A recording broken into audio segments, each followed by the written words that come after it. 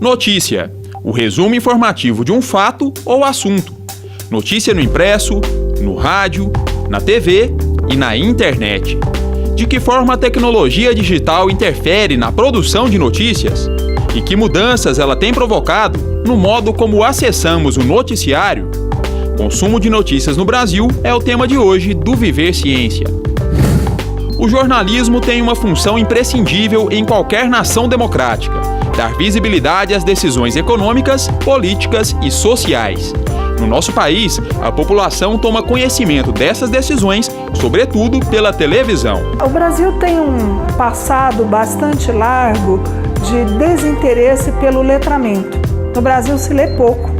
Tá? O jornal tem uma importância considerável, o jornal impresso, porque ele forma opinião das pessoas que estão na elite de algum tipo de poder econômico ou político ou mesmo social, mas no Brasil se consome notícias principalmente através da televisão.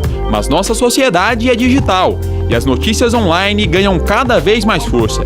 Os leitores internautas consomem as informações de seu interesse através de sites e das redes sociais. Há uma sensação de velocidade, sobretudo no consumo da informação pela internet. Quem lê as coisas na internet tem o sentimento de que a informação chega mais rápido e ela chegaria menos comprometida com os interesses políticos das grandes empresas midiáticas. Mas isso é um sentimento, não é necessariamente verdade. Como eu disse, muitas vezes a informação da internet ela é mal formulada, ela não tem um fundo de verdade, ela não é verdadeira, tá? E ela pode até comprometer, trazer prejuízos para o indivíduo que lê essa informação. Segundo os estudiosos, o surgimento de novos meios de comunicação é um dos responsáveis pela crise permanente na qual o jornalismo sempre esteve inserido. E que são justamente essas mudanças que fazem o noticiário se reinventar. Eu diria que cada vez mais somos dependentes da informação. Então, em princípio, isso seria bom para o jornalismo. Mas cada vez mais temos menos confiança nesta informação. Isso é ruim para o jornalismo. O jornalismo vai encontrar caminhos para superar a crise atual, que é essa crise de credibilidade. Agora, que caminhos são esses é muito cedo para a gente dizer. Olá, bem-vindos ao Viver Ciência. No programa de hoje estamos falando sobre o consumo de notícias e sobre as mudanças que a internet tem imposto ao jornalismo. Nossas convidadas são a doutora em Comunicação e Cultura e professora da Faculdade de Informação e Comunicação da UFG, Simone Antoniassi Tuso, e a mestra em Educação e professora do curso de Jornalismo da UFG, Silvana Coleta Santos Pereira. Bem-vindas ao Viver Ciência. É um prazer, um privilégio estar aqui discutindo esse tema absolutamente importante. Obrigada pelo convite, muito bom discutir com a Simone, debater um tema que para a gente é tão caro. Obrigada. Obrigado eu. Bom, a gente começa o nosso bate-papo com as dúvidas do público sobre o universo da notícia. Vamos ver a primeira pergunta. Meu nome é Cíntia e eu gostaria de saber se para uma pessoa exercer o papel de noticiar, ela precisa necessariamente ser jornalista. Bom, acho que primeiramente a gente tem que diferenciar a informação de notícia. Hoje em dia, para fornecer informação, você não precisa ser jornalista, Hoje, quem está numa empresa tem produção de informação no seu Facebook, no seu Instagram, nas páginas, no blog. Agora, se você está num veículo jornalístico, num jornal, por exemplo, ou numa TV produzindo um telejornal, ou mesmo numa emissora de rádio, aí eu penso que seja essencial a formação em jornalismo para produzir essa notícia com mais qualidade. Mas o STF há alguns anos derrubou essa exigência, professora? Não existe mais a exigência do diploma para exercer a profissão, mas é recomendável, Desde 2009, que a gente não tem mais a exigência do diploma para o exercício profissional do jornalismo, mas o que a gente vê no mercado é que as empresas, principalmente as jornalísticas, elas continuam contratando jornalistas profissionais, ou seja, jornalistas habilitados. Ok, próxima pergunta na tela. Meu nome é Vanessa e eu gostaria de saber Como que eu faço para identificar se uma notícia que eu tive acesso é confiável? Hoje em dia está mais difícil, mas a gente sempre recomenda prestar atenção nas fontes. Se as fontes são fontes que merecem credibilidade. Hoje, esse péssimo hábito que a gente tem de compartilhar qualquer coisa, a gente deve ter muito cuidado justamente a partir disso. Pegar essa informação, que às vezes não é uma notícia, e verificar de onde ela vem. Qual a fonte? Se essa fonte é uma fonte fidedigna, aí sim a gente pode confiar. Se você não sabe de onde veio, ou mesmo não tem fonte, ou já partiu de outros compartilhamentos... Nunca ouviu falar do site? Nunca ouviu falar do site, cuidado. Muito cuidado. Fica a dica aí então. Próxima pergunta na tela. Meu nome é Fernando Roa. Eu gostaria de saber por que alguns fatos viram notícia e outros não. Qual é o critério utilizado? Jornalisticamente falando, a gente tem aí os critérios de noticiabilidade, né, que são perceber se isso de fato é novo, né, se você tem uma fonte encabeçando essa informação, se é atual, tudo isso que justifique que essa notícia seja publicada ou veiculada de alguma forma. Ocorre muitas vezes que hoje em dia, principalmente por conta da velocidade dos meios, principalmente os digitais, o que ocorre? Primeiro publica-se, depois apura-se. O que é muito do que a professora Ana Carolina dizia aí na abertura do programa. A questão da verdade fica extremamente comprometida dessa forma e aí deixa de ser jornalismo. Aí você pode estar produzindo uma informação, mas às vezes uma informação mentirosa. E a gente tem que ter muito cuidado com isso. Com certeza. Bom, Viver Ciência faz agora o seu primeiro intervalo. Continue com a gente. Ainda hoje, você vai conhecer um estudo que revela o motivo do jornal impresso ainda cativar os leitores, apesar do avanço do jornalismo na internet. E no quadro Casulo de Ideias, Heloísa, João Pedro e Yasmin opinam sobre a melhor maneira de acompanhar as notícias do dia. Qual que você acha que é melhor? Papel. Papel? Por quê? Porque dá pra ler. A televisão passa muito rápido.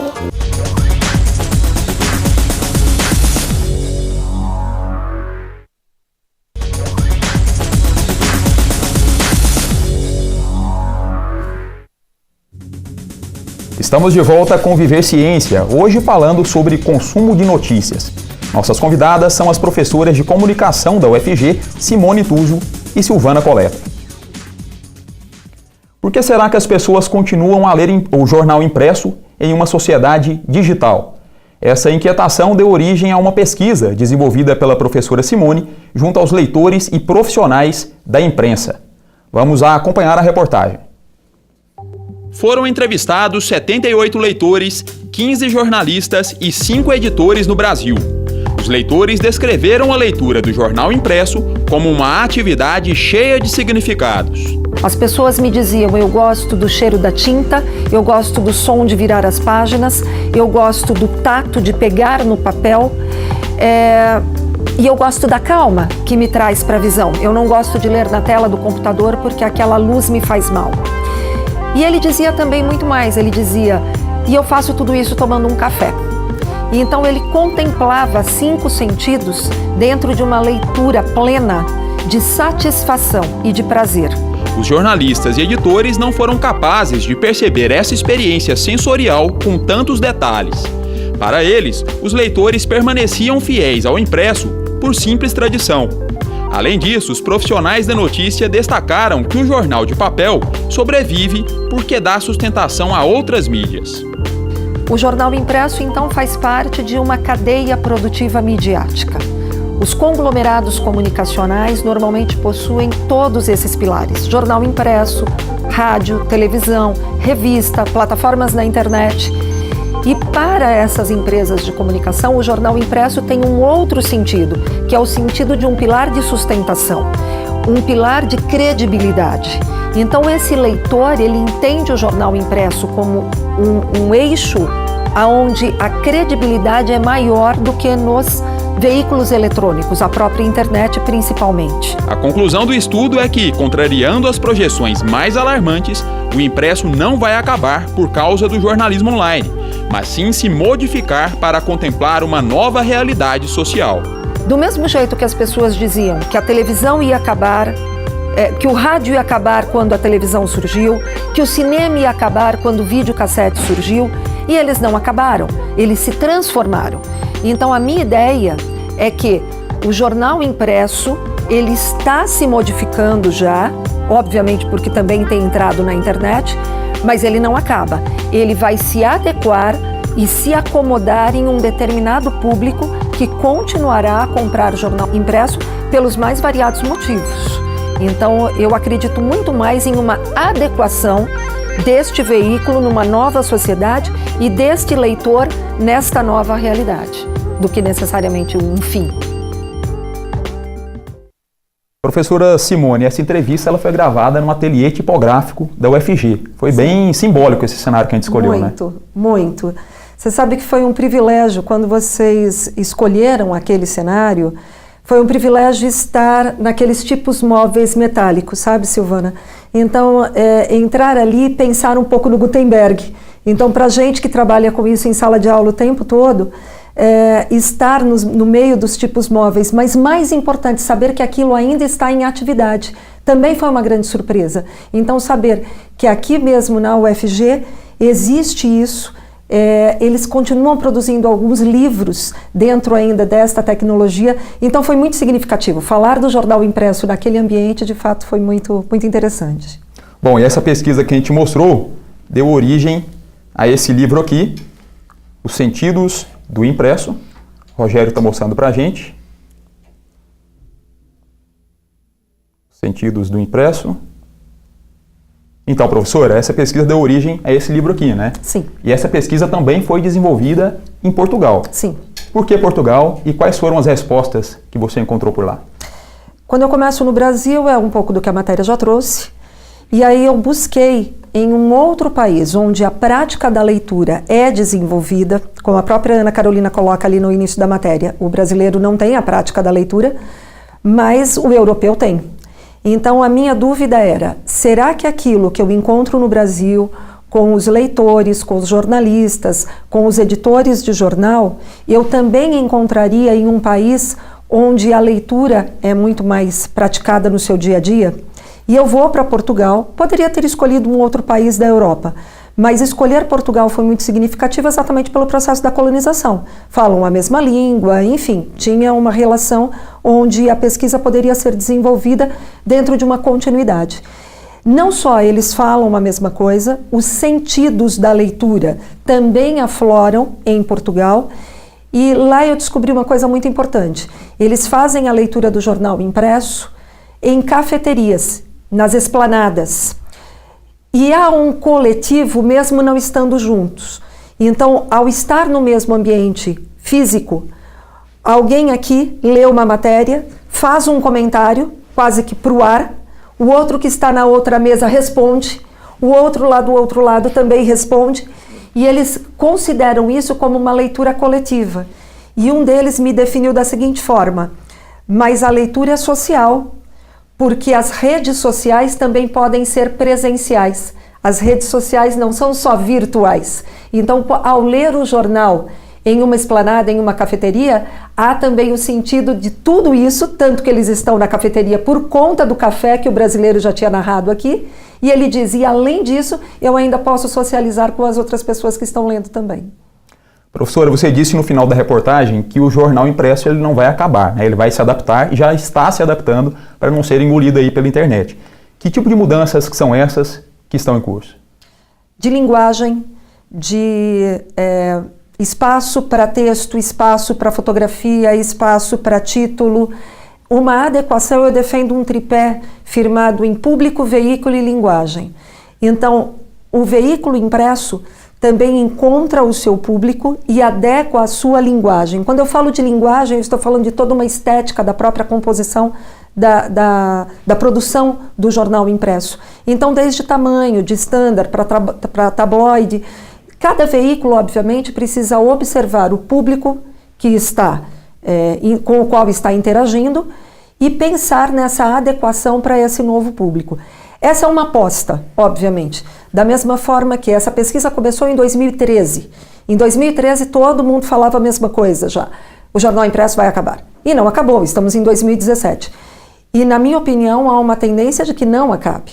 Há uma longevidade imposta exatamente por essa adequação de um novo público e de uma nova linguagem.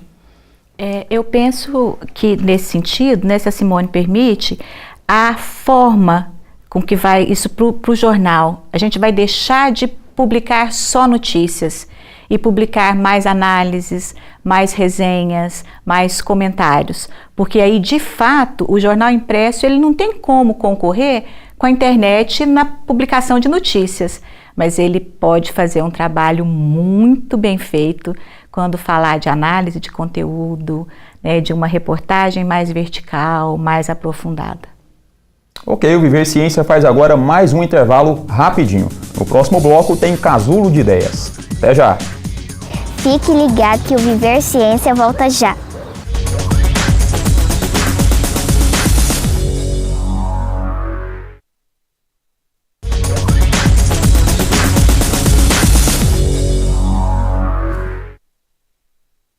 Estamos de volta com Viver Ciência. O tema de hoje do nosso programa é o consumo de notícias. Qual é a visão que você tem do noticiário brasileiro? Que tipo de notícia é mais recorrente? E que tipo de fato deveria ser mais noticiado, hein? Enquanto você pensa direitinho, dá só uma olhada nas respostas da Heloísa, da Yasmin e do João Pedro. Casulo de Ideias no ar.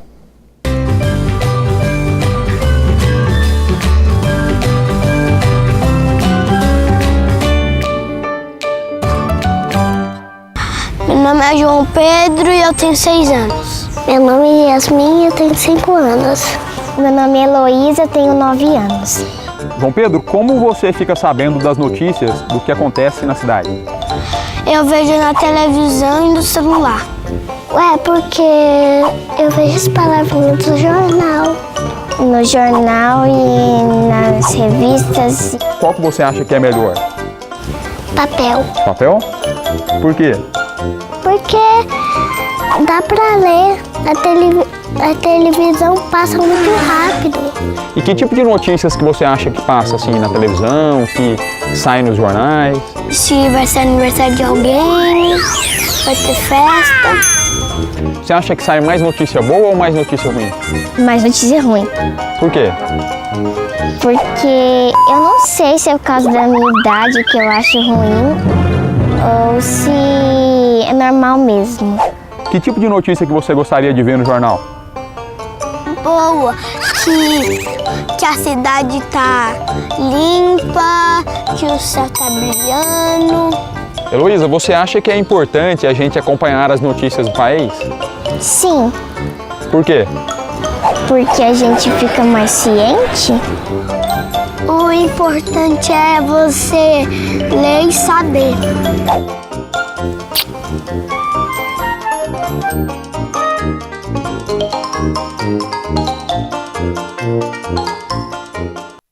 Professoras, a Yasmin disse aí que é melhor acompanhar as notícias pelo jornal impresso do que na televisão, porque na televisão passa muito rápido. É isso mesmo? Vocês concordam com ela? Eu concordo. A TV, eu sempre digo, eu sou uma apaixonada pelo texto impresso, né? E a TV, eu concordo com ela, passa muito rápido, você não tem como repensar, você não tem como reler. Se você quiser olhar aquilo para pensar de novo sobre o assunto, não tem como mais. Então, eu concordo sim com ela. Quando eu fazia pesquisa sobre o jornal impresso, as pessoas diziam o seguinte: o jornal é meu, o jornal é um documento.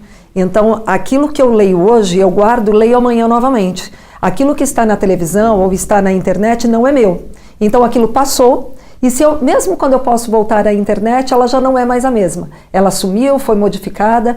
Então, ainda que a gente trate como o factual estando nos meios eletrônicos e, obviamente, a análise, a discussão, a opinião estando no impresso, o leitor, ele tem também aquilo como um documento, ele registra, aquilo está registrado, é o preto no branco, literalmente. E aquele registro para ele também é muito importante. Professora Silvana, e de que forma a internet tem influenciado aí no fazer jornalístico e na forma como as pessoas consomem notícia? Eu digo muito para os meus alunos que a internet ela contribui de duas maneiras, né? O lado bom e o lado ruim da internet para o jornalismo. Eu penso que muito da dita crise do jornalismo que a gente vive hoje tem a ver com a internet, principalmente por conta da disseminação errada de algumas notícias, entre aspas. Mas, em compensação, os jornalistas nunca tiveram com tanta facilidade acesso às fontes, né, com rapidez, com eficiência. Então, o jornalista hoje em dia, ele tem possibilidade, né, de analisar todo um contexto, de buscar informações para aí sim oferecer uma notícia coerente para o seu leitor. E quando eu digo leitor, não importa se ele está no jornal, na TV, no rádio, né, quem consome a notícia no caso. E a internet, se bem usada, ela é um auxílio importante para essa produção de conteúdo. Mas se ela for mal utilizada, se ela for replicada de maneira que eu considero, às vezes, até muito irresponsável, a gente vai continuar dando munição para essa crise toda de informação que a gente tem visto por aí. Professora Simone, a notícia chega primeiro na internet, isso é fato. Mas por que a internet não goza da mesma credibilidade que os outros meios? Porque na internet, a diferença entre a internet e os meios já consagrados, constituídos de comunicação, o jornal impresso, a própria televisão, o rádio, há empresas responsáveis pelo conteúdo que é veiculado. Na internet eu posto conteúdo, você posta conteúdo e uma empresa jornalística, uma empresa de comunicação também posta. Mas é muito difícil para o receptor conseguir compreender quem postou. Então, obviamente, ali tem de tudo. Tem aquilo que a gente pode confiar, há pessoas responsáveis pela informação que foi colocada na internet e há outros conteúdos que são colocados por qualquer pessoa. Então, para a gente conseguir de fato identificar aquilo que é verdade, daquilo que não é verdade, quem postou, se tem fonte, é muito difícil. Então, para o receptor identificar isso é muito complicado. Mesmo a gente tendo plataformas na internet que são veiculadas a empresas jornalísticas, no dia a dia, um blog, uma outra fonte, acaba tendo a mesma visibilidade e a mesma forma de apresentação de uma outra pessoa qualquer que coloque conteúdos. Então, penso eu que para o receptor essa é a grande dificuldade de saber de fato aquilo que é verdade do que não é verdade e em quem pode-se ou não confiar. Por isso que é importante conferir sempre as fontes, né? Bom, e assim a gente encerra mais um Viver Ciência. Professora Simone Tuso, muito obrigado pela participação no nosso programa. Foi um privilégio. Eu que agradeço, obrigada também. Professora Silvana Coleta, muito obrigado pela presença. Muito obrigada, sempre à disposição. E obrigado também a você que acompanha o Viver Ciência pela TV e pela internet. Esse episódio já está disponível no nosso Facebook e em breve também vai estar na íntegra no nosso canal no YouTube. Deixa lá sua curtida, seu comentário que a gente responde com o maior carinho. Combinado? Obrigado pela atenção e até a próxima. Tchau!